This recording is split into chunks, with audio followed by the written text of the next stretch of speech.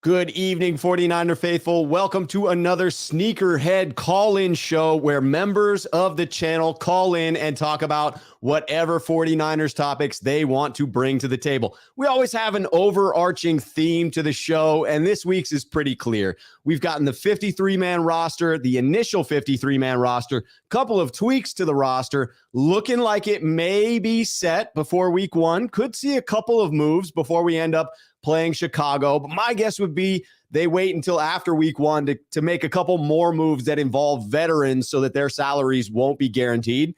The practice squad has almost been filled out. As of today, they were hoping Trey Sermon wouldn't get claimed. He would be the 15th player out of 17. We get the additional spot from Alfredo Gutierrez, who does not count against the 16 practice squad spots. So technically you have 14 guys signed out of a possible 17 right now. I've not seen anything reported on those last three spots up to the start of the program today. Could happen while we're live, no doubt about it. I would expect the 49ers to potentially bring in a running back since they didn't get Trey Sermon back onto that practice squad. Again, we will go through anything you want to cover today, and I appreciate those that were here in the chat. Eric Schultz just coming in to say first. Kurt coming in, Sneakerhead here on the channel. He says, Rob, some irony for you. Let's say week one, we come out and Lance marches down the field, but Shanahan puts Jimmy in to QB sneak the TD for the first score of the season. I love that, Kurt. I think the team would love that. Hell, I think even Trey would like that. Come full circle. And then Trey the rest of the way. Quesadilla Thrilla coming in. I thought by this point of the year, Jimmy talk would be done. It does have a certain amount of mystery to it all, though. Trey is going to tear it up. I agree. Pete Gorman. I guess they're like peaches and cream, reunited, and it feels so good. Yes, sir. All right, I got the call-in link in there as well. If you're a Sneakerhead member and you want to get to the community tab on the YouTube page, it is there. You can hit that link. It will take you to where you locate the StreamYard link that takes you backstage as everyone else is down there. I want to say what's up to Raphael5629ers, Stephen McGinnis, Chris Royal, who is back on the Sneakerhead train. Not that he ever left, but you know I see the new member tag in there, Chris. I got to put it up there. We'll get to Chris in a little bit. We got Los Rams 22-1986 in the house. Stephen McGinnis, I said that already. Jamie Bryant, Kevin, Tom Bragg, BK from the Bay. Alan Elizer. Man, we got a full house, and Alan's already doing the good deed. How's it going? Debo, that like button. We're getting into the callers right now, but if you enjoy the content and you like watching the show, do me that favor. Hit that like button to smash the signal up through the roof. Kevin coming in to say, evening all from Glasgow. I think I'm saying that right now. You've got to correct me if I'm not, Kevin. You have to. Is it Glasgow? It's Glasgow, isn't it? Tell me, is it the first one that I got right or the second one that I got right? All right, we're getting into it. We're bringing Swansong in. Maybe he can correct me. Bringing in Swansong to the stream. Swansong, how are you doing, my friend? I'm doing great, Rob. How are you doing? I'm good. First question for you. Do you know, is it Glasgow or Glasgow for Scotland? That's God. Yeah. I'm trying to hear it in my head. You know what I mean? Yeah. I think because he's corrected me on it before. I think it's Glasgow. I think it's the less obvious of the look. Okay. We'll find out. Okay. Sorry, I couldn't help you there, Rob. It is Glasgow. I got it. Okay. I got it. No, that's okay. Right. Kevin comes in, he saves the day. All right, so now that I've taken us off track talking about Scotland for a little bit, let's talk about the San Francisco 49ers, Swansong. So what did you think of the cut down to 53? Were you surprised by any of those moves more than the others? Well, obviously at quarterback, right? Because we had no idea. Yes. So it's like that, that was interesting because bringing in Brock Purdy, because I know Brock Purdy was everyone's darling. I didn't think he played much better than Sudfeld, in my opinion. I like Sudfeld because of the veteran presence. But with Jimmy there, obviously that becomes not an issue, right? Because a Lance and Purdy QB room, that doesn't really make sense, right? Like we're talking about 2 games of NFL experience in that QB room, right? Granted, you have Brian Greasy, but of course, I think players like to have players, bouncing their ideas off of like someone on the roster, someone that's playing right now, right? So, Right. yeah. So and that of course was surprising. Trey Sermon,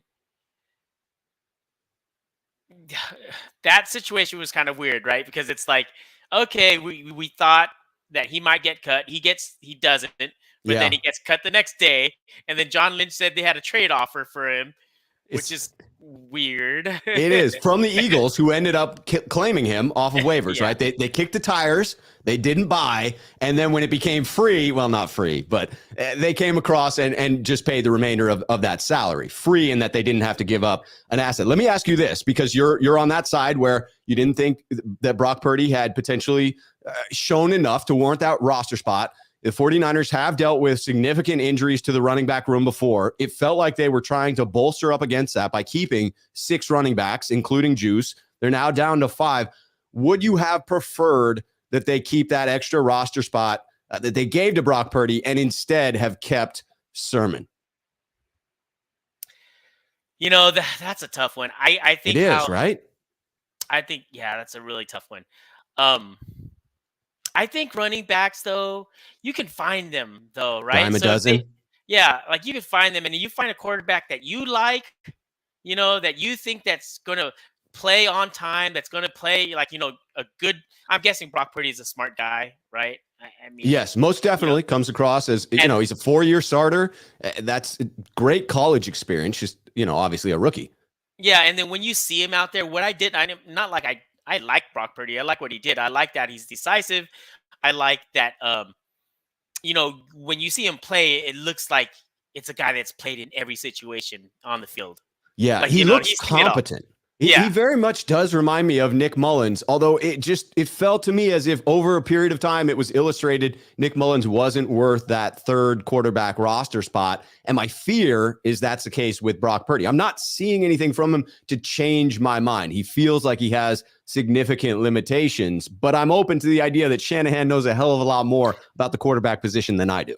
Yeah, and then another thing with the running back, like compared to last year, right? We had Mostert, but everyone was already kind of worried about Mostert anyways, right? Coming into the season. I mean, he had a knee brace in the last preseason. Well, he didn't even play the last preseason game, but the last practices at Chargers camp, he had that big old knee brace. So everyone was wondering how many games we were going to get out of Mostert, right? Well, at least I don't think of Mitchell in the same light as Mostert, although, Mitchell missed a lot of games, but, his is more wear and tear instead of like, ACL tear or whatever. You know what I mean? It's not a big injury thing. And then we have a TDP who is a rookie, and then Jordan Mason's a rookie, and then Wilson Jr. So yes, I feel fine with that. And man, I know that being on the Niners, they go through running backs like crazy, but I think they got a pretty good, but they have a pretty good buffer. They do. And let me bring in a couple of comments here, and then I want to ask you a quick question following up on that roster comment. Not to take us off track, if you have something to continue, please do. But Chris Royal coming in with that super chat saying he upgraded that membership. My dude, this guy never left. I knew it. I knew that you were in it all the time. I just somehow that little pop-up came, and I was like, well, he's a member now. He upgraded. Casey Dilla Thriller comes in. Rob, will you be doing a tailgate home show at Levi's Stadium? We could all tailgate and pregame. LOL. I don't have any plans for Levi's. I'm looking at probably 6 road games at this point. Maybe only 5 if I don't get the passport renewed and can't go to Mexico City. Looking at 6, maybe going to do a Levi's appearance. Maybe want to put one on the calendar. Let's keep that on the table. All right. So my question, Swan Song, in the 53 man is, it's about Jimmy and Trey. What do you think this dynamic is going to work like? You hear both of them speaking today, and it gives me significantly greater confidence when you hear the two of them speak about the dynamic and the way they feel about one another. But there's no denying in my book that it adds pressure. It adds pressure from the fan base when they start calling out for Jimmy G at any mistake from Trey. But you have a different perspective than myself. I'm interested to know, how do you see it? Yeah, I see it 2 ways, right? And I can't say for sure that it's a positive thing, right? Like, oh, like it's all rainbows and butterflies. You know what I mean? Like, I see that part. I see a lot of fans want to go there, and I get that, right? And I Mhm. want to go there too, but something right there in my pit won't let me do that. Like, it literally will not let me do that, because I know, right? Because I've seen it. I mean, this is not. It's not a cliche that this is not the normal operation that NFL teams operate on. Let's put it No, that way, right? right. This is a very unique situation that doesn't happen all the time. You saw Bill Belichick last year get rid of Cam Newton, who was a locker room buddy, right? Yeah. And he didn't have the grip of that locker room compared to Jimmy. Yeah, not at all. Jimmy's a Yeah, dude who took him to yeah, the Super Bowl, took him to the NFC Championship. He's been there 4 years. Like, yeah, there's some history with Jimmy Boy. Even if he doesn't return texts in the offseason, there's some chemistry there in the yeah. locker room. And I can't ignore all the stuff that's already been said, right? Yeah. Like the thing of Jimmy, I don't wish this on anyone. Right. You can't Like, take that back. He thought he yeah, was gone and he was being freaking honest in that moment. That was honesty. Today, that was team speak. That was, I'm saying what I should say so it doesn't become a national story. But he admitted wholeheartedly that it yeah. was stressful. And then also Trey said this. I mean, he said something like it was awkward, right? And now Yeah. at the first day of OTAs, what that swag that he had, like, this is my team. Like, Yeah. you know what I'm saying? How relaxed he was. And today it was kind of back to robot Trey again. Yeah. You know what I mean. Like, sure, he give a smile. Like when everyone says, "Oh, did you see how Trey's eyes lit up when they talked about Jimmy?" Well, what else he's gonna do? He's a smart kid. Come I on, he's did. a smart kid. I thought that was genuine when he talked about Jimmy as his friend. He said, Yeah, I wrote this one down, and that one felt really genuine to me. He says, I could say it a million times. He's been my big bro, and nothing changes there. And that to me feels like the truth. I bet that the dynamic between the two as friends is cool. It's not the friendship I'm worried about. right. But It's the both can be dynamic true. in the locker room. Right, right, and both can be true, right? Because he Yeah, can actually exactly. feel that and separate himself of the the looming darkness that could happen, right? If he doesn't play well. And I know Yeah. every NFL quarterback operates with that truth. Hey, if you can't play, then yeah, like you're going to get the Totally. hook eventually, especially on a team with expectations, right? Because Yes. this is not like, I'm But sorry. if the guy backing you up is Nate Sudfeld, you have a lot less to worry about as far as how quickly that hook is coming for you.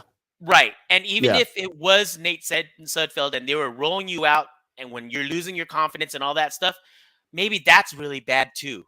Like, Yeah. let's play this out, right? Because Nate Sudfeld's the backup, and he's playing bad, right?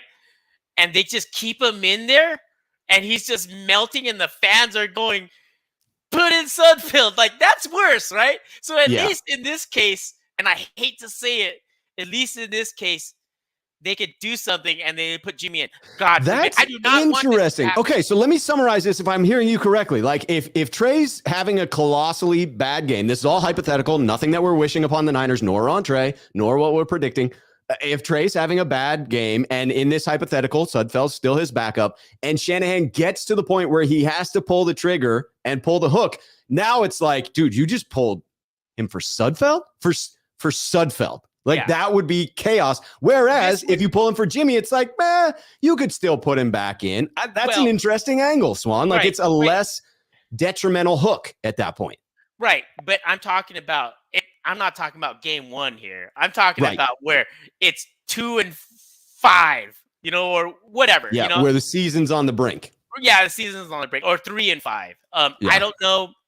That's what everyone is arguing, right? You have one part of the camp is no way Trey is going to play unless he gets hurt. I don't care if they're 1-10, right? You have that part of the camp, right? And then another part of the camp is like, okay, well, Trey's not going to mess up. Trey's just going to be amazing. Jimmy's never going to take the field, right? And I don't discount any of these things because I think any of these things are possible. They're all possible. You have to acknowledge they are all possibilities. Some are more probable than others, but they are all distinct possibilities in the outcome of this season. No doubt about it. And as a fan, of course, I do not want to see Jimmy at all. Yeah. I want Trey to be out there kicking, but the only time I want to see Jimmy is if we're winning 38-10. Yeah, bringing him in for mop-up duty. Yeah, exactly. And then, you know what? If he can earn his checks that way, because, part of his incentives is only 25% of the snaps. So, I mean, I guess that's probably unlikely. Maybe you don't want him getting that money. Those are valuable cap dollars, my friend. And what's it called? I don't think you get 25% snaps. Let me ask you one more question here before we go. Do you think Jimmy is on this roster for the entirety of the season? Yes. And the reason why I think that is because they're not going to have a Brock Purdy, Trey Lance QB room. And if you get to 6-2 right before the trade deadline, right? 6-2, everything's gone good, right? Yeah. Trey Lance is playing obviously good, right? So at that point, do you really you made this move because you said this is your insurance. Now you're 6-2. You're probably going to make the playoffs. You're probably going to make a playoff run. Do you want Brock Purdy to be that backup QB? Not only in the case that he gets in, but the experience he has during a playoff game. At least with Jimmy, he's going to tell you, I mean, he's got playoff experience, all that stuff. So, of course, I don't think that you do that. The trade for Jimmy, if it's going to happen, has to happen now. Right? Yeah, I would see it early on in the season. Once you kept Purdy, though, it became muddied for me because Nate Sudfeld is now in Detroit. You don't want a situation with Brock Purdy as your primary backup. He's not that ready at this point. So to me, it feels like a season-long move and that Jimmy's here. And I'll be honest, I watched that video and it picked me up, man. I was pleased to see Jimmy in a 49ers uniform again. And I know I could get crucified for saying that. I don't care. It made me smile, that's man. How you feel. I wanted to vomit, personally. All right, Swung, man. I always appreciate the conversation, my friend. I'm going to bring on in Sean 9519ers. I hope you have a fantastic day, sir. You too, Rob. Thanks, man. All right, take care. All right, we are bringing in Sean 9519ers. Got to get to the super chat here. Crusher 831 coming in to say Jimmy is that toxic ex that Kyle can't let go of. It does have that awkward feeling, but again, I saw him back in the building, back in front of the podium, saying hello to the same reporters he had said goodbye to just a few months ago. And I'll tell you, it picked me up a little bit. I don't know why I found it so delightful, but I love the fact Jimmy's on this team. And I hope that it's Trey's team for the entire season, but they win a ship and Jimmy gets a freaking ring because the guy deserves it with what he has been through in San Francisco. Want to bring in Michael B saying, go Niners from Salem, Oregon. Yes, sir. Representing Niner Empire, Salem, baby. Gotta love that. Shout out to the Niners Empire in Salem. Got to love the local chapters. All right, we are bringing into the program Sean 9519ers. Sean, how you doing this afternoon, my friend? Good, Rob. How you doing, bud? I'm doing good, man. Like I said, initially, early in this week, it was stressful thinking about Jimmy coming back on board, the potential effects that it would have. Immediately recognized that the quality of adding to the depth in your quarterback room. That absolutely adds value to the roster, makes them a better team. Worried about the fallout, but seeing those pressers today, I feel a little bit better, man. How are you feeling about that situation? Yeah, I mean, to me, I'm a little different than others. I mean, I like it 100%, but I like it for there's other reasons too. Swang had a great call with you. A lot of the stuff I agree with him, so I won't even go over the same stuff. But yeah, just think about this: if Jimmy wasn't the backup and it was Sudfeld. When Trey we all admit, and we've said this week after week, there's going to be ups, there's going to be downs, there's going to be oh crap moments, there's going to be hell yeah, we hit the 80-yard bomb moments. Yeah. So to me, when he goes through those lows, he's going to have to lean on Sudfeld because Sudfeld's played just as much football as he's played. Right. Has Sudfeld been in those moments? Not really. Has Purdy? Of course not. So to me, if he's that close with Jimmy, and everything they're saying is the truth about them having that relationship and leaning on each other for all this advice and questions and experience, et cetera, then this should be outstanding for Trey this season. Because ultimately, the good part about all this too is this is for 1 year left. There's 1 year max on this thing. The only possible way Jimmy's ever our quarterback again is if Trey tears an ACL in the Super Bowl and we need a quarterback for next year. well, we may need to sit there and say he ain't coming back to start the season, right? We need someone else. So that's the only scenario. So to me, it's 1 year. He'll be on the team the whole year because just like Swan said, if you suck in the beginning, we have to win games because we're Super Bowl roster. Right. So you may need to put him in. He may come in. Right. And if we're great, then we're headed towards the playoffs and trajectory. Yeah. So we need him anyways because you can't go to Purdy in the wild card and divisional or we're going to be 1 and done or 2 and done regardless of how much you like the guy. Yes, I like this logic. So he's going to be there the whole year. Yep. But Shanahan and Lynch, I think they're telling the truth. I think they went to Trey and said, look, here's why we're doing this. Yeah. Hey, Jimmy, here's what you're going to be. You want to be this? Then we'll give you $6.5 million. But if Trey gets injured, because Trey got injured last year and he only played in 2 games, sure, then you're going to be the QB. So in case that happens, you can make 16. But otherwise, the plan is you're going to make 7, and you're going to back up Trey. You're going to be that mentor that we all say you're going to be. You have been for the last year.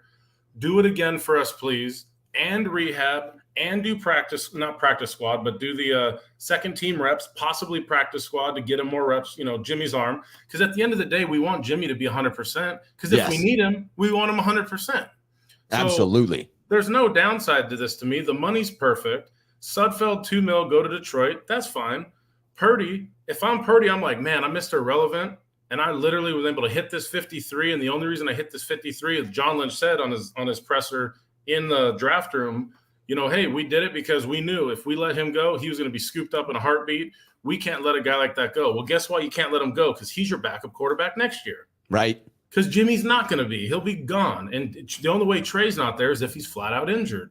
So they've set up our quarterback room. So now Purdy gets to learn for a year, just like, Trey did last year, and be able to be a legitimate backup. He's not expected to be the hero guy at Mr. Irrelevant. So just let him sit in his role, make his minimum or whatever we're paying him, and then let Trey continue to keep doing what he's doing. But I see it as 100% best case scenario for the 49ers because I'm a 49er fan. I want a 6th Super Bowl. I don't give a damn who the quarterback is when we win it. I just want my 6th ring. So I think we're in the best possible position to have depth at now almost every position on the team. I have to agree. To me, there just is no question that this is a better roster with Jimmy Garoppolo instead of Nate Sudfeld. And it's madness to make a case otherwise. My stance is still that it bears monitoring the stress that this adds to the situation. But I have faith in Kyle Shanahan, his ability to hold this locker room together. The locker room itself is full of veterans that I think will do a good job. And Jimmy is not a disruptor, right? He's not a diva. He's not a guy that's all about me. He is capable of being a backup. Hell, last time he was a backup, they won a championship in New England. So let's just have a repeat of that with Jimmy G holding that Lombardi trophy as another backup quarterback. I'd be okay with that. Yeah, 100%. But I mean, think about this too. It's not like he's on there because, we don't want him on our team. Like, Shanahan and Lynch said it very, very, very simply. Like, hey, guys, Jimmy's not a distraction. Like, he's friends with Trey, and he knows his role. Right. That's what it is. So if that's a fact, that's why he got paid $7 million to be our backup quarterback. If they thought in any way, shape, or form he was going to be a distraction this year, screw up a rookie, he's basically still a rookie, second year, screw up a rookie, have issues in the locker room, blah, blah, blah with my buddies, then Trey, blah, blah, blah. Like, hell no, they would have never even attempted the move. Yep, because he is young. Hell, he's still younger than the rookie, Brock Purdy. That's wild that came out today. He's actually younger than Purdy. And a lot richer. But it's like significantly. But do you see what I'm saying? It's like there's no case to be made that this is a crazy scenario, or there's even pressure on Trey. Yeah. I mean, let's put it this way. Let's say Trey was the only quarterback on the team and there was no backup quarterbacks. It was Trey and the rest of the team. He'd have the same pressure as if it was Trey and anyone else behind him because he needs to go play well and win games. He has a job. The 49ers employ him to be the quarterback of the team. Yeah, and it's a team with high expectations. And go perform at your job. If you do that, Jimmy's going to high-five you before the game, after the game, halftime, for 18 straight weeks into the playoffs. That's the goal. That's the plan. Nobody wants to see Jimmy on the field unless we're blowing somebody out. That's an all-star role for Jimmy Garoppolo. The high fives, he looks good while he's doing it. He's got the $1 million smile. He's a guy's guy. It's a perfect role for him. The high fiver role. That's what I want to see all season. By the way, I want to bring in Emiliano O, who's saying very similar things. Says, unless both Jimmy and Lance are sociopaths or professional actors on their spare time, they seem sincere at the pressure. Still don't ebb the narratives that the schoolyard thrives on, though. Yes, it will continue to be a storyline. It will continue to be what the national media, local media talks about. But I agree with both Sean's sentiment that he's not worried and what Emiliano is saying there. In having recently watched that presser, I felt both were being very genuine in it. And I think their dynamic, their relationship is going to be just fine. Well, let's just say, for example, let's say we never saw him ever have a presser. We have evidence in front of us. Like literally, you go to a court right now. Here's the evidence. The brass want Jimmy G to be the backup for $7 million. They want him. So yes. if they're protecting their number 3 pick that their ass is on the line for. Remember that. They're protecting that. They're not responsible for Garoppolo anymore. Garoppolo did what he could do. He capped out at the Super Bowl. He capped out NFC Championship last year. Hey, we applaud him. We thank him for his services. He's now a backup. Our starting quarterback is who their booties are on the line for the 3 pick and all the first-round draft picks. They don't want Jimmy to play. No. They want Trey to take off and be the quarterback for the next 15 years. And so absolutely. So the evidence is if this was going to be a distraction for Trey and hinder him in any way, shape, or form doing that moving forward, they would have never even attempted the notion of bringing Jimmy G back regardless. There's no way, there's no logic behind why they would do that when their job's on the line for the guy that they're now going to put pressure on because of the backup quarterback. No, he's only an injury away from getting in there, or unless he's trash. Yep. That's the only chance. That's it. Otherwise, Trey, just manage the game, run the game plan, our defense and special teams and running game, just based on personnel. I mean, it's evidence again, our personnel. Look at our 53-man roster. We're running the ball. We're playing great defense. Trey, go manage and splash on the plays that he calls where you can splash. Because remember, Jimmy G only had to splash on 1 play in 2019. Sure as hell wasn't against Minnesota, and it sure as hell wasn't against Green Bay. It was an Emmanuel Sanders go route up the middle. If he would have just hit it, Super Bowl champs, he had his chance. So that's what it is. So here we go to Trey, hit those splash plays when they're called, and let's go quest for 6. Let's do this. Yes, quest for 6 indeed. Okay, so you're feeling good about the dynamic between Trey and Lance, between Trey and Jimmy. Great dynamic there. I would agree. Love the presser. I feel it's a better roster. I think we're in alignment on that. How do you view the cut down to 53? Were there any real surprises to you? Were there any players that we lost? If you were giving it a rough grade, would it be a positive one, or were there any mistakes made in your mind? Well, mistakes come later because you look back, right? That's right. So, hindsight being 2020. Yeah, I mean, no. I mean, honestly, we could talk about the obvious ones, right? Like, Sermon, and then we bring in an O-lineman, et cetera. But let's be honest. Like, I never saw one person in the chat in the last year and a half talk about Sermon being a number 1. So, I mean, to me, you can get running backs whenever you want. We've talked about that too. So let Sermon go and try to flourish somewhere else. I think his career got derailed on his first carry of his career in New York. He got that concussion. Yeah. Someone brought that up earlier as well, that he was never the same. I want to say it was Luke Walsh put that in there, that he was never the same after that concussion. He wasn't, right? And some people, hey, I'm not talking crap on concussions at all, right? It's like it may be. I mean, everyone's brain's different, or, may be affected him or whatever. But, I wish him luck. But no, we move on from him. We need O-line help. There you go. Quesadilla Thrilla putting it in there.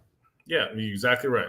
So we need O-line help. Cool, bring it in. None of us can be mad about that because all I've heard for 3 months is we need O-line help. So, I mean, everyone should be praising that. Just hopefully he's an asset and he's not a liability and he can play all 5 positions. So that's great. So go ahead, be versatile. Just be that guy that can fill in off injury. But I'm happy with it. I mean, I don't see any issue with the receivers. As long as our cornerbacks can stay healthy, right? Charvarius Ward coming back. I saw him in his presser. As long as that hamstring can stay well. And Jimmy Ward can come back after week 4 or so, then I'll be good. But I don't really think the depth outside of the majority of those positions are really going to make or break anything because, Sermon was booted or, And I think that there's a great chance he goes to Philly and he crushes it. I think there's absolutely that chance. And I don't believe that reflects on it being a poor decision by the 49ers to cut him. New system, fresh set of coaches, new start. That absolutely could turn it around for Sermon. He has talent. There's no doubt about it. He just may not have been the fit within the system that Shanahan and Lynch viewed him to be when they traded up to draft him. So I'm with you there that you can pick up someone off of the street that can be productive within Shanahan's system. Doesn't concern me much. I will say what surprised me the most was our ability to stack, and I mean absolutely stack, in my humble opinion, practice squad. When you look at the D lineman we brought back, not terribly surprising, but getting Quantrez Knight through, getting Marcelino McCrary Ball through, getting Jason Poe through, scoring Willie Snead the way he was playing, putting his nose into blocking out there. Again, a couple of linemen. Kamoko Ture was a huge one. Malik Turner, and today Dante Johnson, giving you incredible versatility throughout the secondary, that depth that's needed with the Barnacle returning. So to me, that was just a feat.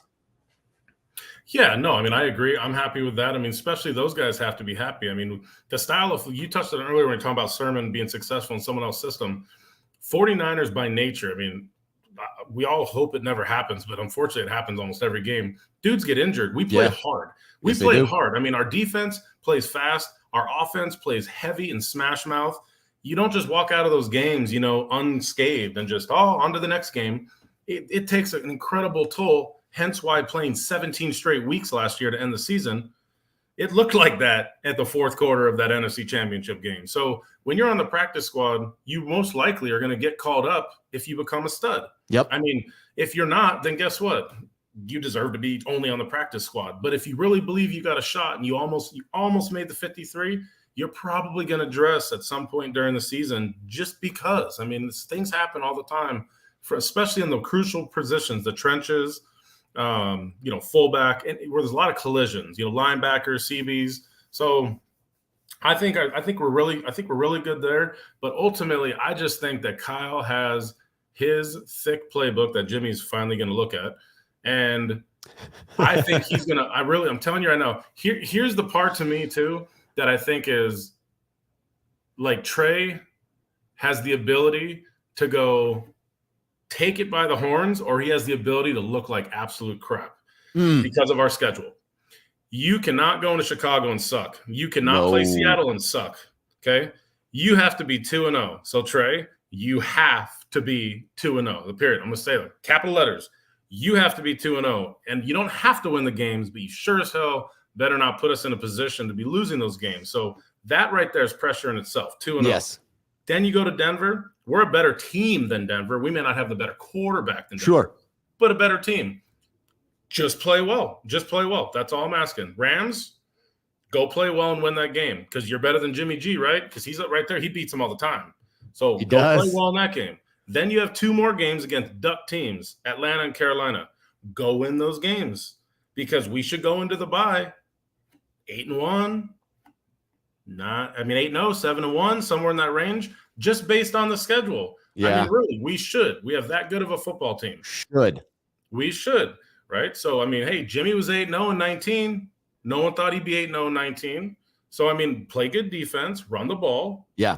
And that's the point is Jimmy was 8-0 in the same way I think you're implying Trey should be 8-0 with solid defense, not making boneheaded mistakes, playing within the system, leaning on the run game. If Trey can do those things, this team can carry him to a great record by the bye. Without a doubt. And then if you can do that, then we have the gauntlet. But all the gauntlet is on the West Coast. It's either at home, Arizona, Mexico, and Seattle. Everything is right here on the West Coast and set up for us to go through the second half of the season in the best possible way, from a strength perspective, assuming injuries don't derail us. But, I mean, I really see it set up outstanding for us. I got no issue with it. I wish we could start a freaking game right now. I'm so excited for Chicago, man. I got my, flight, hotel booked. Still got to buy the ticket to the game, but I'll buy it. No doubt about that. Got my flight to Denver booked. I'm stoked, man. I can't wait for the season to get here. you don't need to wait or worry about a ticket for the game because the Bears fans ain't going to put their own fans in that stadium. But I will say, though, the only thing that's funny about that matchup, they're on a high over there in Chicago after the preseason. I mean, preseason, again, it's preseason, but they're on a high over there. My aunt and uncle live in a suburb of there, Oswego. They're not Bears fans, but by golly, all their friends are, right? And everyone's just on cloud nine about how they played in their 3 preseason games. Dude, they got nothing to lose. Like everyone thinks they're the worst in the league. Those are scary trap games. The Niners definitely have to be up for week 1. But our defense is going to shut them sideways. I mean, it's not even. Absolutely. I don't care if Trey puts up 14; it'll be 14-3. This team has been waiting to prove something for quite a while, so I expect them to come out of the gates firing. I agree with you 100%. I mean, as long as Hufanga can do his thing back there on the back end while Ward is out, the first 4 weeks, then that gives him even more, experience to be able to be a leader on that back end. To assist us throughout the season. Because how it is. The season is just a marathon, man. And, they're 1 week sprints, but in all reality, it's a marathon when it comes to your health and conditioning experience and the confidence. No doubt about it. And this one is going to be a long marathon with hopefully a happy ending at the end there. Happy ending's the wrong term to use there. You all know what I mean there. Swan Song coming in to say, Sean 951 always makes me feel better. Great call, Sean. I agree, man. I was already feeling good about things, but making me feel better. As always, appreciate it, my friend. No, of course. I mean, hey, I hope I'm not trying to make anyone feel anything. I'm just trying to tell the truth. Just someone tell me where I'm wrong, right? Like, where are we incorrect at? That's right. The season has to play out, so I could be wrong in terms of record, but that's fine. But in terms of how we get there, we've watched our team for 5 years under the Shanahan, era. Like, we know how they play defense. We know the players we have. You saw what we did last year. We're a better football team on both sides of the ball, in my opinion, and we have better special teams. Why in the world should we be worse? I'm with you, my friend. I am with you. All right. Appreciate you, Sean. We will definitely catch up again soon, my friend. Yes, sir. You got it, bud. All right. You take care. All right. Bringing in Bro Montana's comment here. What's up, fellas? It's time. Football is finally here. Keep up the great work, fellas. Cheers. Cheers to you, Bro Montana. Official cheers. Absolutely appreciate the super chat. Gonna get to the other super chat that came in here. Joe E saying, at all the usual Niner drama combined with the most scrutinized quarterback just might lead to the new youngest Super Bowl MVP. We have the talent and money. This team feels set for some sort of a special run here. I already put out a tweet today that I'm earmarking, calling a shot at the ship. I just feel it with Jimmy coming back. It feels karmically correct that we would have a monster season and that Jimmy might, in fact, earn that ring while a part of this team. I like what John B is saying here in this chat. Going to get to Treasure in just a moment down below. But John B, I heard Maurice Jones-Drew say this exact thing about Sermon at the Combine. I believe I actually have it on tape. I don't know that he felt he was on the record when he said it, so I don't know that I'll put it up on YouTube. I'll look to see if I have it and see how the question was phrased. But he began to talk about Sermon, and he listed just this. John B, Sneakerhead here on the channel, saying, Rob, Sermon was used to the giant holes he had to run through in college because of the clear talent gap. NFL is a whole different animal, and he wasn't ready. John B, MJD is in complete agreement with you that he was running through gaping holes in college and that it wouldn't translate to the NFL. He had some very negative things to say about Sermon. I think he used the word trash. I mean, I'm not saying that, but I believe that was the case. Don't quote me on it because it's not an official quote, but something along those lines. It was not a high opinion. Again, not quoting him because it was not completely on the record, but I did just spill the beans there. Dynamite Dave coming in. Rob, I better see you in Atlanta. I am planning to go to Atlanta. Both myself and Randon will be there in Atlanta. So you get to see Between Two Beards making an appearance in Atlanta in its entirety. Gold-blooded with the quick question. Rob, over under on the turnovers in Chicago at 3. Total turnovers for the game or for the 49ers? I will say for the game, I'm going to take a push. I think the Niners get 2 turnovers against Chicago. Mark it, 2. And I think we commit 1. So a push. But we're winning. We're winning, just to be clear. All right, let's bring in Treasure to the stream. Treasure, welcome to the program. How are you doing? Good, Rob. How are you? I am fantastic. I am excited for the start of the season. Very excited to go out to Chicago. Yes. Yes, indeed. I dig the Ghostbusters shirt that you have on there. That was one of my favorite 80s movies. You can't go wrong when you have Bill Murray and Dan Aykroyd in a film. Spectacular cast. So what do you think about the cut down to 53? I know that you had your opinion on Brock Purdy. You were very high on Brock Purdy and a couple of other players as well. Were you pleased with the cut down to 53? So, don't get me wrong. I don't hold nothing against Jimmy. I'm sure he's a great guy and all of the things like that. And I just really want the best for him, no matter what he does or where he goes, whether it's this year or next year. But I believe this is how, if I was the GM and I had the GM hat on, this is how I would put it. Just like on the 53-man roster that I sent you, my 53-man roster, well, kind of a 53-man roster, but I would have let Trey Sermon go. I would have kept JaMychal Hasty instead. Okay. I would have let Jimmy go and pick up. You ready for this? This might just blow your mind right now, but I would have put Trey Lance, Cooper Rush. You've been a fan of Cooper Rush, bringing him in from the other league that is just finished up. Cooper Rush just had been let go by Dallas. Oh, Cooper Rush. Okay, yes, I know exactly what you're talking about now. Yes. And then I would have done one more than that. I would have so we would have had 4 quarterbacks instead of 3.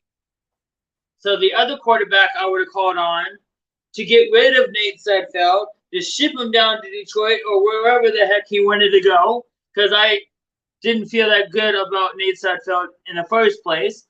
Yes. I would have went to either the USFL to pick up Case Cookus. That's who I was thinking of. Case Cookus. When you had spoken about Cooper Rush, I was thinking of Cookus. Yes. That way, because if you realize Trey Lance, Cooper Rush, and Case Cookus can all run if they need to run. Jimmy has never been a runner. Nope, he will he's never be a runner. And like I said, no disrespect to Jimmy. I love him, and he's a great guy, I'm sure. But it is time for Trey Area. Yes, sir. It is Trey Area time. Are you excited for Trey Lance to lead this team into the playoffs this year, hopefully making a deep run? And I see it like this, with the whole Jimmy and Trey Lance situation going on here. I look at it 3 different ways. Okay. And here's the 3. First of all, they could be mortal enemies. Secondly, they could be best of friends. Okay. Or third, they could be just getting along with each other because they're on the same team. Sure. Those are all distinct possibilities. But they also could be feeding us a line and saying, oh, yeah, we're good. We're best of friends, this and that and the third. And they're showing that they could be, and they're really not. Yeah. But I feel this is Trey's time. I absolutely agree. And I don't know when, but I believe I will be putting in a super chat sometime soon to you, because you are the man. Oh, thank you. And I just don't. I can't call when I'm going to do it, but I am going to do it. I appreciate that, but you don't have to. I just want to put that out there. I always appreciate your support. I appreciate you calling in.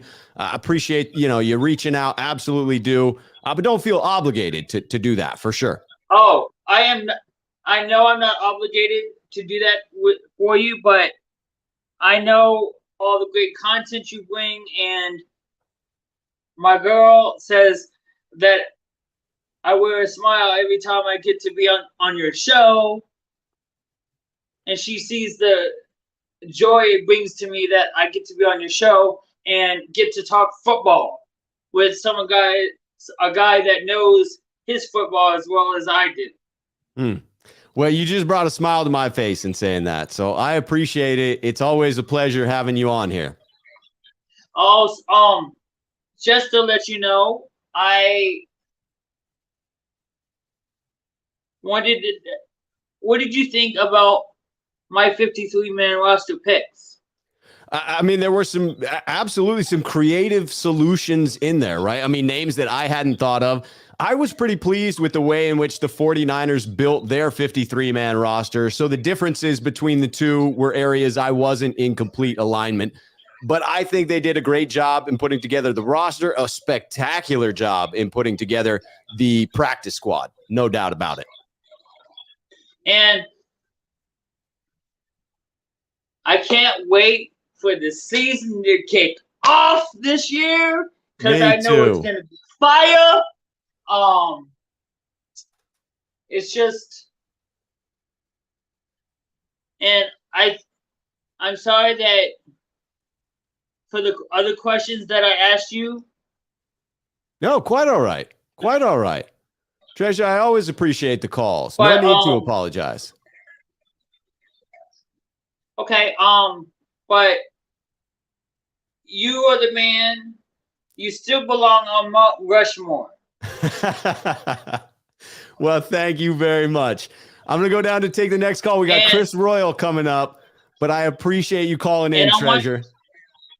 And I want you to let Brandon know that I love that Devil Rays hat because I have a story of my own about my own Devil Rays hat. That's spectacular. I will definitely pass that along to Brandon. Thank you so much for the call, Treasure. Bye-bye. Take care. Bye-bye. All right, we're going to bring in Chris Royal to the stream. Let me just get to a couple of comments that I saw in there. Ooh, I like this. Kurt is getting bold. Sneakerhead here on the channel. Rob, I put down $200 on Bosa to win Defensive Player of the Year. Pays out $3,200. Kurt is buying drinks if Bosa is Defensive Player of the Year. He says risky, but if he's healthy, he's going to be in contention. I think you could see a 20-sack season coming from Bosa.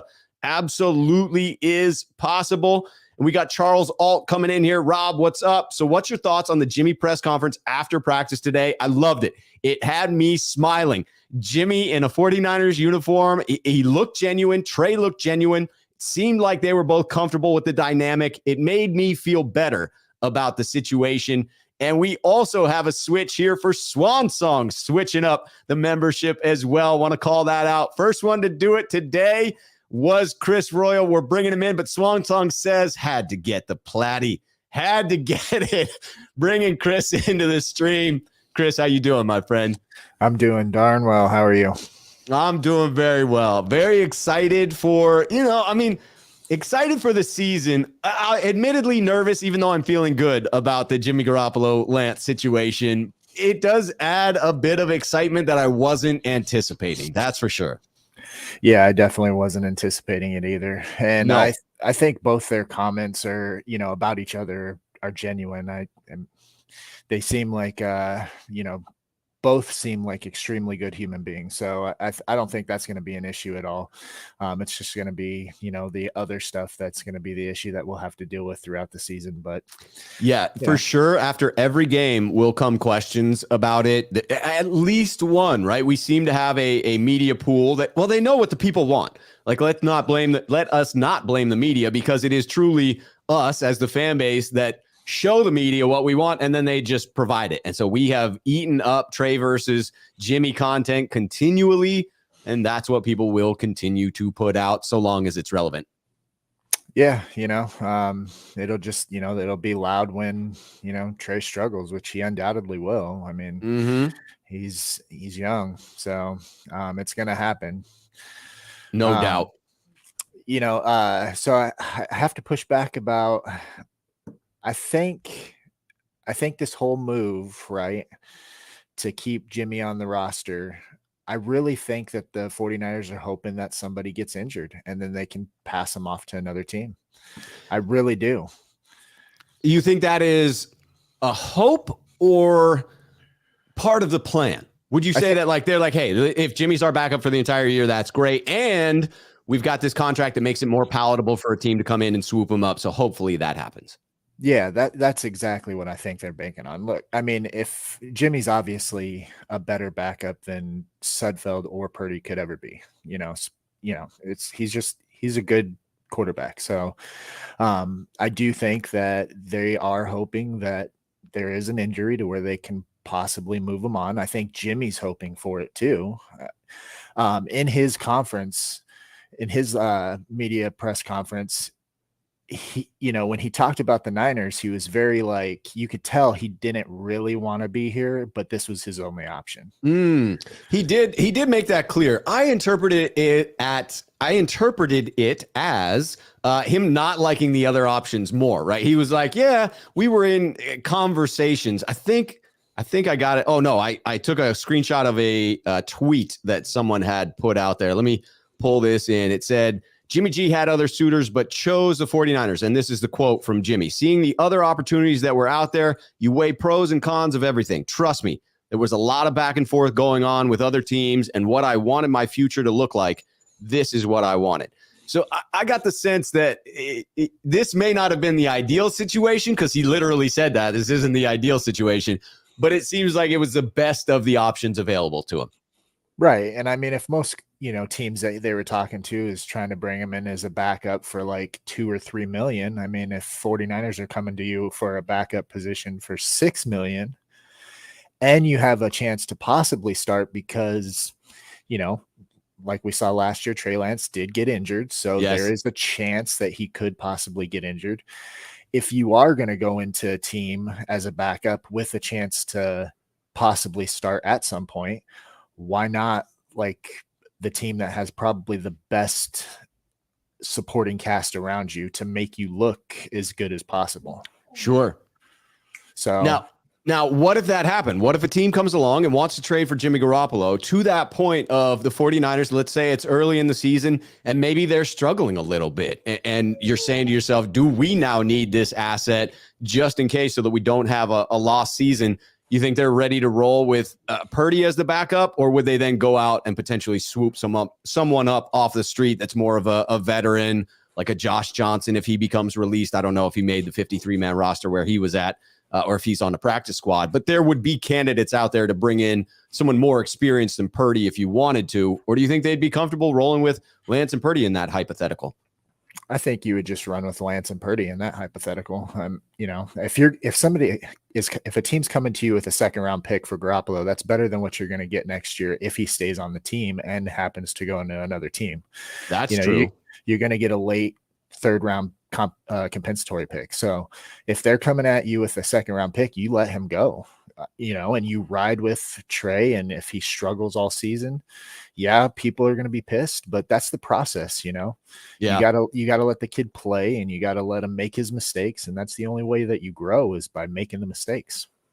It's absolutely one of the possibilities, right? And I have to admit that there's a reasonable possibility of it playing out the way in which you see it. I still tend to believe that the 49ers have worked themselves into a situation where it's most advantageous to keep Jimmy Garoppolo throughout the entirety of the season. So I wager he will be here come the end of the season. But I agree, if something comes along where the offer is too sweet, I certainly would imagine the 49ers at a bare minimum considering it, if not accepting it outright. Yeah, and that's kind of what I'm getting at is, I think the plan is to keep him all year, and I think that's the right plan.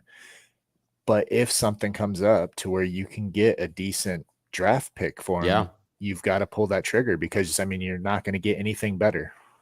John B's in agreement with you, a little bit different, but John B, Sneakerhead on the channel, comes in to say, Rob, that's the only reason they kept Purdy on the 53. Yeah, his salary is cheap as a 7th rounder, but his practice squad money would be less.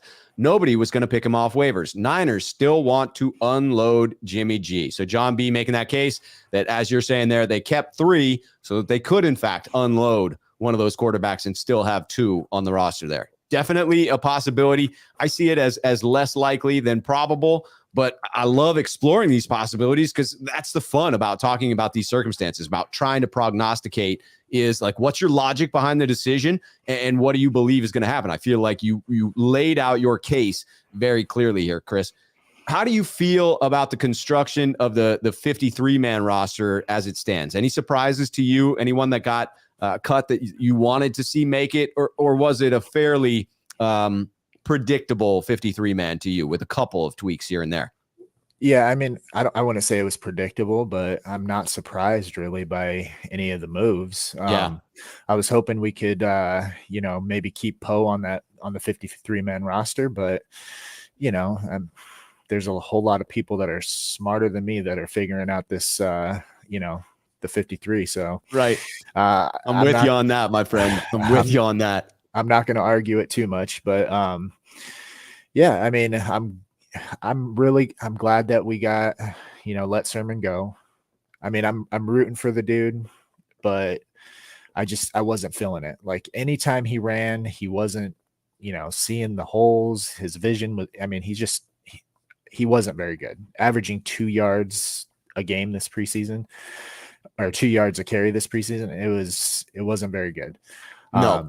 And I wish they would have kept Hasty over, keeping him, but they're both gone. So yeah. And both were valuable, right? Both were swooped up. Hasty swooped up by the Jacksonville Jaguars, who were early on in that waiver process. So you could have imagined that there were other waiver claims for Jermichael Hasty as well. And then the Philadelphia Eagles coming in and grabbing Trey Sermon. And they have a pretty phenomenal offensive line, especially for run blocking. They proved it last year with their ability to put up rushing yards. Certainly that has a little something to do with their quarterback as well, and Jalen Hurts. But you could see him having success there. And I won't second guess it. If he ends up having success, I will not look at that as a poor reflection of the Niners being unable to coax that out of him. It may just be a better fit for Trey Sermon. Yeah, it just may be a system thing. He just might not fit into, Kyle Shanahan's offense. If Hasty ends up starting on the Jacksonville Jaguars, and Trey Sermon also starts as well, I honestly think that Hasty has the better season. He just seems to be able to hit the holes, and he hits it fast and hard. He runs so much better. He was running so much harder than Sermon, and he's so much smaller. Like he's a slighter back, and you could tell that he was absolutely running harder. What we were hearing from the front office, that was an instance where, if you try to believe Kyle Shanahan and John Lynch, because they often tell the truth in some way, shape, or form, but every now and then they are lying to try and sell an asset, and it feels like that's exactly what was happening there. I do want to bring in, so Tom is here with me on this side, and we are in a hot debate with you and John B about whether or not they can rely on Purdy. Tom comes in to say, Rob, good second rounder versus third rounder versus keeping an insurance policy. Better we keep him versus relying on Purdy. This is a Super Bowl team. It's that last point that I hang my hat on in still believing that they'll keep him, is truly feeling that they're in a window. And if they need Jimmy and only have Purdy, that could close the window for this year real quick. But I certainly see the logic of keeping a less expensive quarterback, the idea of getting the asset in return for Jimmy. Certainly that would save some egg on the face of John Lynch in being able to trade Jimmy, and it would alleviate any concerns of the friction in the locker room. Yeah, so the only thing I'd push back on that is that we've had Jimmy as the starter and didn't win the Super Bowl. So very fair. He was there, and then he was at the door, and then that's all we got from it. So I get it. Our odds are better if he's playing in the postseason because Trey Lance is injured. Right. I would trust him over Purdy 10 out of 10 times. I'm not even arguing that point. but does he really make us a Super Bowl team, like a Super Bowl winning team? I mean, hasn't proved it yet. I will say, I'm not refuting your point because I think you just made a hell of a point there. But John B, I'm refuting John B's point, who's helping you out here, trying to make the case alongside you. But I'm going to refute his point, so maybe he's not helping. John B coming in, he says, how many Super Bowl teams have an all-star backup? It's the risk all teams take. I don't know. There was a certain team in the 80s that had a couple of really good quarterbacks on some of those Super Bowl rosters. So I'm not saying it's probable, but it absolutely is possible. Post salary cap. Yes, there's the qualifier. Post salary cap, not many. When you could afford to just keep whoever the hell you wanted, Eddie D was like, all right, I'll get out the freaking checkbook. Right. I love it. I love it. Are you surprised, as I am, at the depth of the practice squad, that we were able to get back a lot of people that we had some legitimate fears about? You named Jason Poe, hoping he would make the 53. I had him on my 53-man roster prediction. Didn't need to. He cleared waivers. Kamoko Ture, Malik Turner. These are guys that I debated having on that roster. No, they just made it through. Quantrez Knight, Tayshaun Gibson. This feels like a really stacked practice squad in addition to a stacked roster. Yeah, there's a lot of solid people on there. Like you said, it's stacked with people. And he brought it up too. John's throwing it back in my face. All right, John, I admit defeat on that one. Post salary cap era, I'd have to think on it. My only concern is, you can poach people from practice squads. Yes, so you can. All those guys are available. Just because we have them on there doesn't mean they're going to be there for long. But it is what it is. You only got 53 spots that you can, put together. So, unfortunately, you're going to lose some people that you hope that will stick around long enough to make it on the 53. But it doesn't always work out that way. But yeah, you're right. The practice squad is solid. Yes, it is. And I was very pleasantly surprised at all but one of the draft picks from this year making the team. Tariq Castro-Fields was waived and then obviously claimed. So every draft pick that the 49ers made ended up making a 53-man roster in the NFL. And that is pretty spectacular considering that they kept all of their picks, didn't package them together to trade up. I got to tip my cap. It is impressive what they have done in the last couple of seasons. Are there some misses? Sure. Trey Sermon is absolutely one of them. Everybody misses in the draft. That's why the draft is what it is. It's a crapshoot. The Niners have done pretty spectacularly in the last couple of seasons with all but one from last year's draft class still on the roster and all but one from this year's draft class making the Niners 53. Yeah, the Niners are pretty darn good at hitting those late and mid rounders. So yes, they are.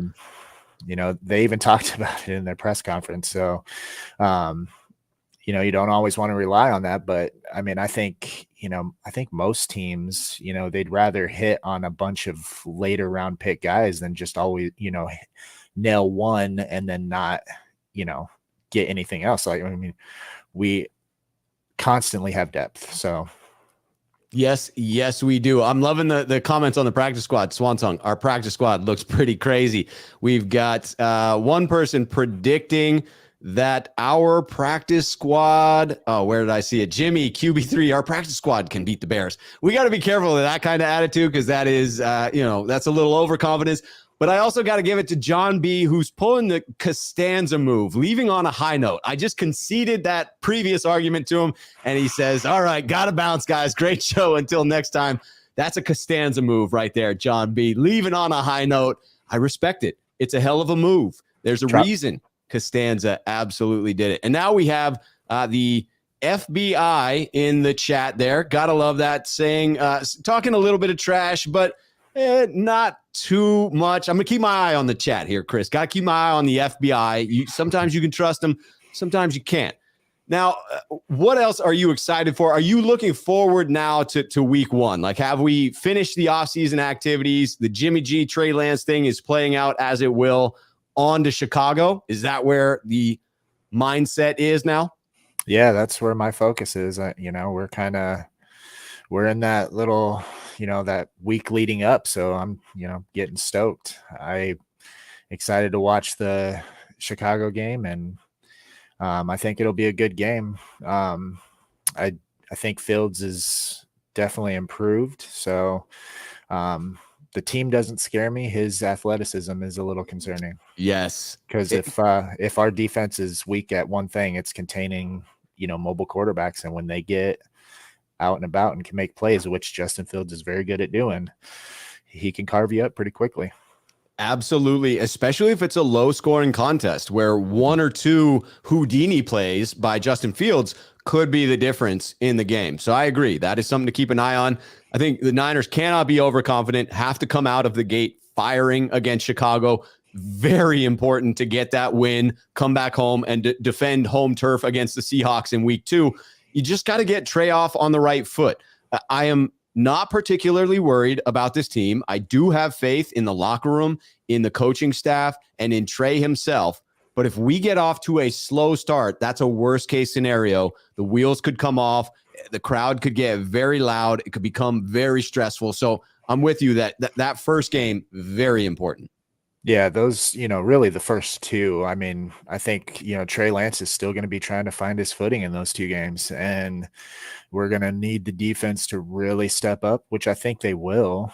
But it's that first game. Justin Fields is able to, make some magician plays similar to what, we saw Wilson do to us for years. So, and, Wilson didn't always have the greatest offense around him, and he was still able to carve up the defense, even when we had, even in 2019. I mean, he did fairly well against our defense too. So, and people argue that was a better defense than the defense this year. So it's something to keep an eye on for sure. It absolutely is. I've got a comment here that I want to bring in from Abraham saying, Rob, the idea that this year is our only Super Bowl window, I disagree. All our key players are still going to be here next year. Rather let Trey struggle this year, if he does, so that he becomes better. This is in reference to the idea of pulling Trey, if struggling, when the season feels like it's on the cusp, and putting Jimmy in. There's something to it, but I think when you have a backup as qualified as Jimmy, they will, if things go badly, they may get to a point. I don't believe things are going to go badly. I don't believe we're going to get to that crossroads, just to be very clear about that. And to talk about the beginning of this statement, I don't believe that this year is any different from the next couple of years. I think we are in a Super Bowl window and agree with you that the key players are going to be here next year. We've locked up the vast majority of these key players for years to come. I think we're at the very beginning of a long Super Bowl window, including last year, obviously being in the NFC Championship game. So to me, yeah, I'm optimistic about it and not worried about hitting that point in time where we have to decide between one or the other. Because if we get there, the season is shot anyway, and it will be a bigger conversation at that point. What are you most excited to see week 1, Chris? Do you think that we're going to come out, lean on the defense, go heavy on the run game? Or could we see like a Kaepernick 2.0 where he comes in for that first game and everyone's expecting him to use his legs and he just puts on a show with 300 plus air yards? Yeah, I'm not going to expect that kind of game from Lance right now. I mean, I'd love to see it. I think he has the potential to do something like that, but I'm just mainly wanting the defense to hold it down. I think it's going to be a lot of running the first few weeks, probably sprinkle in, a little bit of Lance here and there. Right. But yeah, I think the first couple of weeks, we definitely need the defense to really take ownership of the team and let Lance kind of grow. And to that previous comment that you had brought up, yeah, I don't think it's our only Super Bowl window. And, if you have Garoppolo on the team, I think we'd have to be tanking for them to really pull that trigger. Because once you pull that trigger, it's really hard to go back to Lance after that. It is hard to unwind that. So I agree to a certain extent. Yeah, I think if Jimmy Garoppolo's gone, then I think you let Trey Lance just struggle the entire season if that's what has to happen. But that's certainly what it looked like when you had Nate Sudfeld as the primary backup, right? You weren't going to turn it over to Nate Sudfeld. You were just going to allow Trey to go through the trials and tribulations of being a starting quarterback. So you may have a point here that getting Jimmy to stay here doesn't necessarily change that fact. That may still be the plan going forward. I like Romeo Rich's comment here talking about Chicago with that eye towards week 1. If nothing else, we got to respect Justin Fields. He's super athletic and has a year head start compared to Lance. Got to respect that athleticism. Chris, you had a great point about that being, one of the keys to the game coming up against Chicago. Yeah, I mean his receivers are pretty darn good. All he needs is to buy a little bit of time, and this receivers are going to get open. I mean, I don't care how good your corners are, 9 times out of 10 the receiver is going to eventually at least win because they know where they're wanting to go. The defensive backs are just reacting. I hope that I was low on the prediction for 2 turnovers. I hope our defense forces freaking 4 week 1. I hope it is just a show that they put on, my friend. I'm looking forward to it. I am definitely looking forward to it. It can't get here soon enough. Amen to that. Well, we'll have one more call-in show next week on the 8th, and then it is game time. I'll be off to Chicago. Chris, it is always a pleasure speaking with you. Always coming with the fit, got the drip. Everyone respects it. Everybody in the chat always comments. I always love it. Appreciate you coming on, my friend. I appreciate it too. I got that jersey back there you gifted me, so I appreciate it. I gotta find a spot on the wall for it. My walls are pretty decked out with a bunch of other stuff too. So I hear you. It's hard to find spots. I'm the same thing because you got to move everything. It's like a Jenga freaking puzzle, right? You got to move things around just to make space. Best of luck in doing so, my friend. It looks dope. I appreciate it. Absolutely. Cat's having a glance at it right now. I would too. All right, my friend. We'll talk soon. Have a good one. Later. All right. We are bringing in Jaguayo56 to the stream. Jaguayo, how are you doing this evening? I'm doing well, Rob. How about yourself? Doing very well. Appreciate you asking. Excited to be here. Excited that we are inching ever so slowly towards week 1. Feels like a long break in between the last preseason game and week 1, but it will get here eventually. That's right. And, I'm excited for the new season, and I'm hoping that we do good at the beginning, to give Trey some confidence. Yes. I think that we have to, Trey has to take the attitude that, he has to be prepared. He has to execute the small plays, let's keep it going.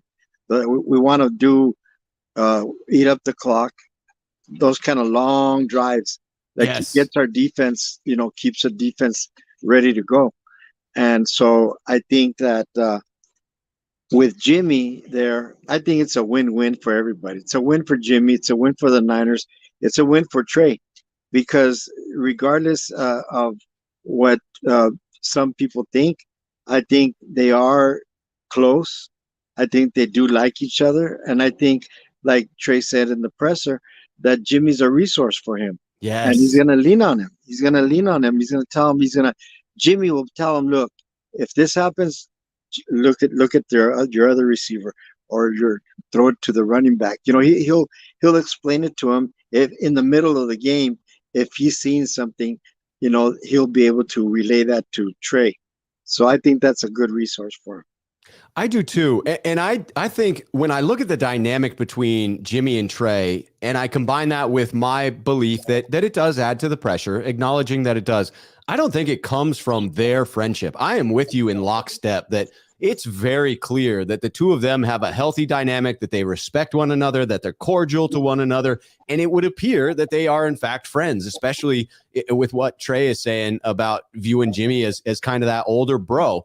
And to me, that's not the part that I worry about. And that gives me solace that Jimmy is going to be a good character in the locker room. He is not going to, act in a way that will detract from the situation. If there's going to be any outside pressure that becomes concerning, sadly, I think it comes from us. I think it comes from the faithful and the people in the crowd. And so that's why I'm hoping 49er fans are going to be patient in this year. And I hope we get off to a fast start so that they don't have to be too patient. That's right. And, the thing about it is also that I was really glad that Jimmy kind of explained the timeline about what his thinking was with the surgery, that he did not want the surgery, that he tried to rehab it. But when they told him that, they checked it out and they said, you're going to have to have surgery. So now it kind of explains why that he didn't sabotage anything. He was trying to avoid the surgery, but unfortunately, he had to have it. And that's what led to, the quarterback carousel and the other teams. And, they filled their positions, and that's where we're at. But like he said, things happen for a reason. He's here, and we just have to hope that things go well with Trey, and but we have the insurance of Jimmy, and I think that's a good, healthy quarterback room, and I think that's what we need for the long 17-game season. I think you're right. And I think it is a win for each person involved. Win for Trey. He gets Jimmy around, a calming presence, a guy that he can pick his brain, a guy that knows the system a little bit more than he does. Jimmy Garoppolo, he gets to earn his $7 million holding the clipboard if, as in the NFL, happens all the time, there are some injuries and he does get to play, whether it is for the 49ers or in some type of a trade scenario. He can earn more. He can get in there, get some playing time, and set himself up for a better landing spot next year, which I hope that he finds. Like, I still absolutely wish the best for Jimmy Garoppolo. It brought a smile to my face to see him in a San Francisco 49ers uniform today. I thought it was going to be stressful. I don't think it is. I'm happy about it. Today's press conference is really, I was happy to begin with. This really swayed me. This was the point where I said, no, I'm in on this. It's a solid move for the roster. If anyone can handle the pressure, it's this group of people, and therefore I'm all in. That's right. And the other thing that I was going to touch on real quick was the practice squad. I think it's a very solid practice squad that we have. And I always trip out because, like, I think, like, for example, that Marcelino McCurry Ball, I believe that they're thinking ahead already in case we can't sign the two linebackers, Greenlaw and what's his name, Azir? Aziz. Aziz Al-Shire. Yep. Yeah. I believe that maybe they're thinking about Marcelino McCurry Ball. He's about the same size as Warner, and he's just as quick. He's a very quick, fast. He's very fast. And also that I'm glad that they kept that Quantrez Knight. Me too. I thought he was going to get poached. I really did. I thought both of those guys were potential, and Jason Poe for that matter. All three of those talented youngsters seem to have the risk of getting poached. I did want to see Erwin Torres earlier, Sneakerhead here on the channel, ask that question. We're finally getting around to it. Did Marcelino Ball make the roster? Yes, he did. He made the practice squad. McCrary Ball is back. Sorry, please continue, Jaguayo. Okay, and Jason Poe, what do you think about him trying to just be a center? Do you think it would be better with of course being able to maybe play guard, because he did play the right and the left guard in the preseason. He looked pretty good at the beginning, of course, at the third one against the Texans. I think everybody didn't play very good. We weren't ready for that game, and it was just get through it, no injuries. But what do you think about Poe maybe just being a center, being that he's stocky, he's small, but he's very, very strong? What do you think? Do you think that might be a direction he might go? Interior line, those positions, left and right guard and center seem like the ideal landing spots for him. He is undersized. That will always be an issue, less so on the interior, even less so as a center. If he's able to master leverage, that feels like the biggest piece, right? Because he is shorter than your typical lineman and therefore susceptible to more of the swim moves and things like that, because he just doesn't have that height. I see him as a project, but an exciting one. So I thought he might make the 53-man roster this year. May have been that I fell victim to the hype that sort of everyone felt about Poe at that time. I was listening to Matt Mayoko, and he was talking about feeling like he also fell for the hype on that one.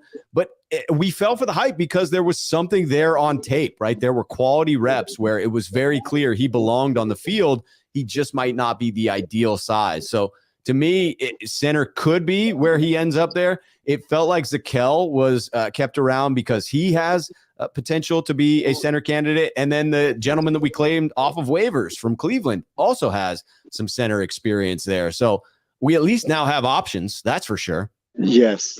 The other thing, real quick, is the running backs. I know we had 5, but Sermon let go.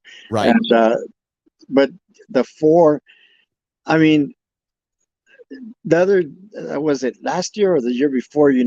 We had Mitchell start because everybody was hurt. Yeah, he was not scheduled to start in the beginning of the year. Exactly. And so the 4, I don't know. I mean, I guess I wish they would have had a running back in the practice squad, but maybe they just thought that we can get it through it with an extra tight end. We're gonna have 4 tight ends, right?